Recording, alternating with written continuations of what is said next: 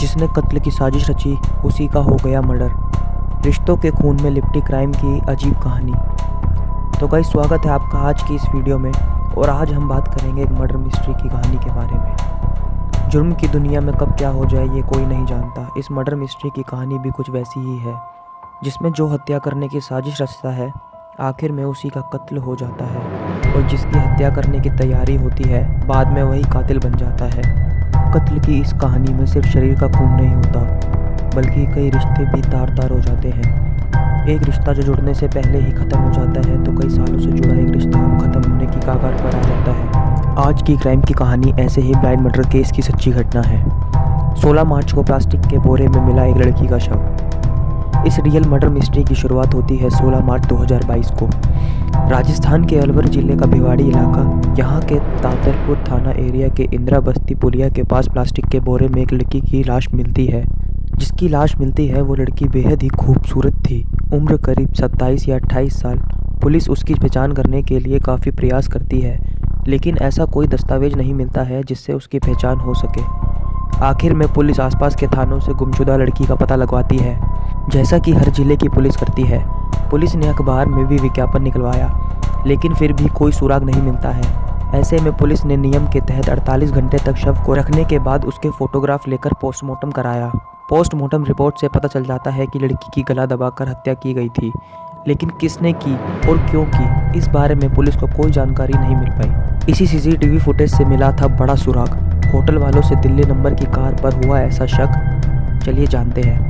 अब पुलिस को इतना तो समझ में आ गया था कि लड़की आसपास के इलाके की नहीं है। ऐसे में फिर वो कहाँ से आई थी, इसका पता लगाने के लिए होटलों और आसपास की दुकानों के बारे में पता लगाती है पुलिस। यहाँ से एक होटल वाले ने बताया कि दिल्ली नंबर की एक कार आई थी, वो कई बार यहाँ चक्कर भी लगाई थी। अब पुलिस उस नंबर की कार का पता लगाने के लिए सीसीटीवी खंगालती है।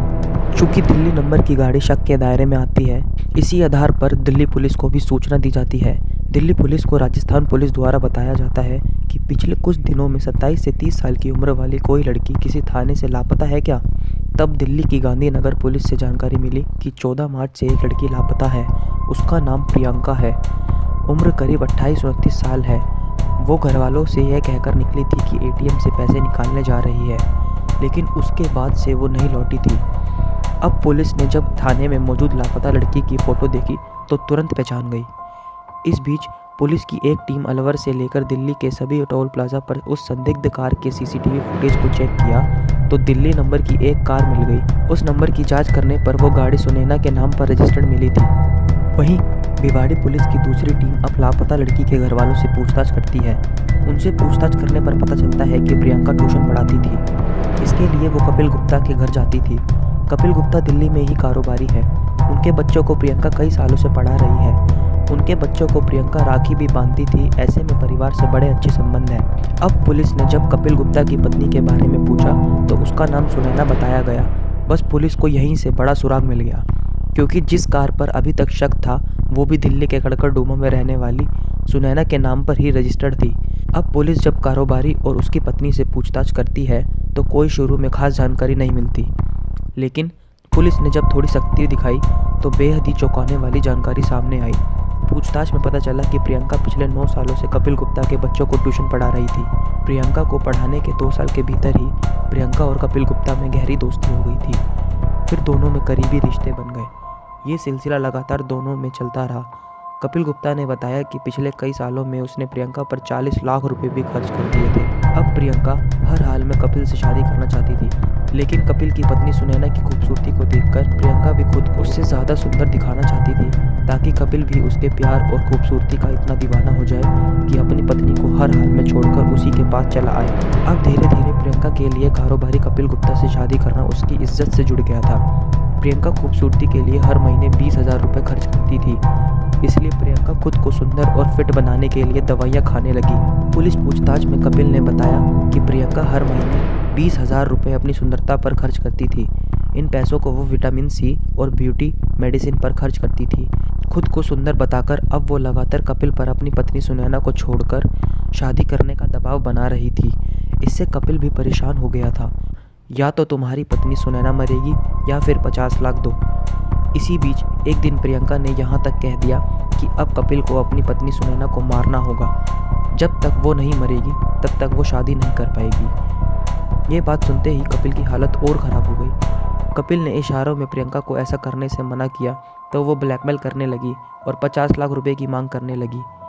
इस वजह से कपिल पूरी तरह परेशान रहने लगा था। उसका बिजनेस पर भी ध्यान नहीं लग पा रहा था। इस बारे में जब उसके 2 नौकर और उसकी पत्नी को जानकारी हुई तब सबने मिलकर ये प्लान बनाया कि अब प्रियंका को ही रास्ते से हटा देंगे, वरना वो हमेशा परेशान करती रहेगी और ब्लैकमेल भी करेगी। इस तरह 14 मार्च 2022 को खुद कपिल ने प्रियंका को घर से बाहर पैसे निकालने के बहाने बुलाया। इस बीच कपिल ने अपने दोनों नौकरों राजकिशोर यादव और सचिन देवल को खूब शराब पिलाई ताकि वो आसानी से प्रियंका की हत्या कर सके।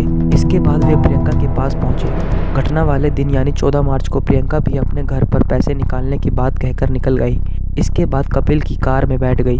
कार में पहले से कपिल के दोनों नौकर भी थे। इसके बाद ये घूमने के बहाने निकले। कार में बैठने के बाद सुनसान जगह पर राजस्थान की तरफ जाते हुए रास्ते में सुनसान जगह पर ही सीट पर बैठे हुए ही गला घोंटकर मार डाला था। सूरज ढलने से पहले कार के चक्कर काटे, फिर अंधेरे में फेंका था शव।